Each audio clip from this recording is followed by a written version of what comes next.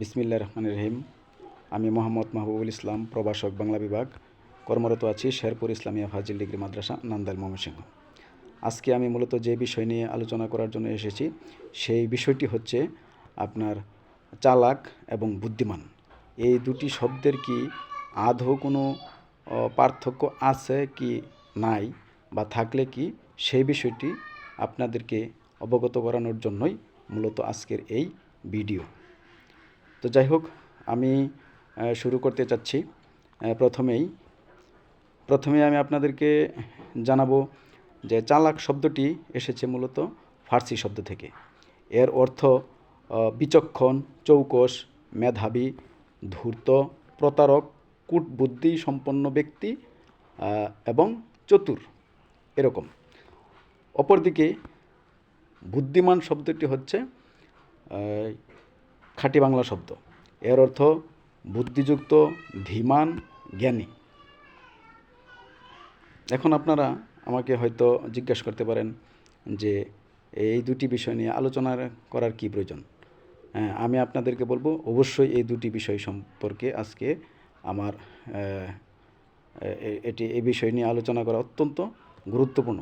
কেননা আমরা কাদেরকে চালাক বলবো, কাদেরকে বুদ্ধিমান বলবো, সেই বিষয়টি যদি আমাদের জানা না থাকে, তাহলে আমাদের একটু ওখানে সমস্যা হতে পারে।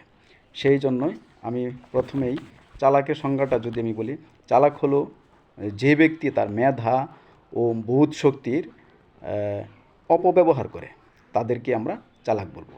আমি আবারও বলছি, যে ব্যক্তি তার মেধা ও বোধ শক্তির অপব্যবহার করে, সেই হচ্ছে চালাক।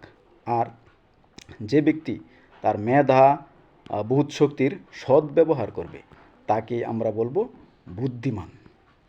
এই ক্ষেত্রে আপনারা একটু লক্ষ্য করতে পারেন যে যিনি চালাক, তিনি কখনো কখনো খারাপ কাজে লিপ্ত হতে পারেন। তিনি সুদ খেতে পারেন, তিনি ঘুষ খেতে পারেন, তিনি সমাজের মধ্যে খারাপ কাজে লিপ্ত থাকতে পারেন। এদেরকে আমরা চালাক বলবো। কিন্তু যিনি বুদ্ধিমান, বুদ্ধি করে তিনি সুদ খাবেন না, বুদ্ধি করে তিনি ঘুষ খাবেন না, এরকম ব্যক্তিকে আমরা বুদ্ধিমান বলবো।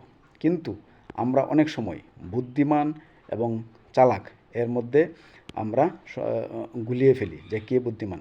কিন্তু মূলত আপনাকে লক্ষ্য রাখতে হবে, চালাক হচ্ছে, চালাক ব্যক্তি পাপী হতে পারে, অর্থাৎ তার চালাকি দিয়ে সে খারাপ কাজ করতে পারবে, তার চালাকি দিয়ে সে চুরি করতে পারবে। কিন্তু বুদ্ধিমান ব্যক্তি কখনো সে চুরি বা অপরাধমূলক কাজে সে লিপ্ত হবে না। সেই জন্য আমরা বলবো তিনি বুদ্ধিমান। তো আমি আশা করব যে চালাক এবং বুদ্ধিমান সম্পর্কে অনেক আলোচনা করার বিষয় থাকলেও, অনেক জানার থাকলেও, অনেক আলোচনা করার মতন ব্যাপার থাকলেও, আমি অতি ছোট করে আপনাদের সাথে এই বিষয়টি বোঝানোর চেষ্টা করেছি।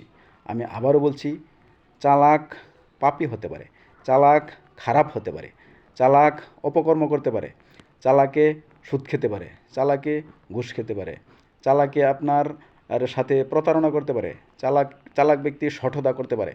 এই জাতীয় কাজ যারা করবে তাদেরকেও আমরা চালাক বলবো। কিন্তু মনে রাখতে হবে, যাদেরকে আমরা বুদ্ধিমান বলবো, প্রকৃতপক্ষে বুদ্ধিমান তাদেরকেই বলবো যারা কখনো খারাপ কাজে লিপ্ত থাকবে না, আপনার সাথে সংঘর্ষ বাঁধিয়ে দেবে না,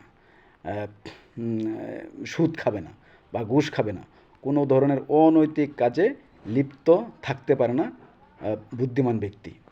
তো আমি আশা করছি যে আপনারা নিশ্চয়ই কিছুটা হলেও বুঝতে পেরেছেন যে আমার এই কথাগুলোর মধ্যে প্রকৃতপক্ষে কাদেরকে আমরা চালাক বলবো আর কাদেরকে আমরা বুদ্ধিমান বলবো।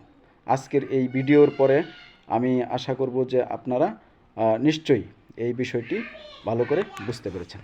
আজকে এই পর্যন্তই। আল্লাহ হাফেজ।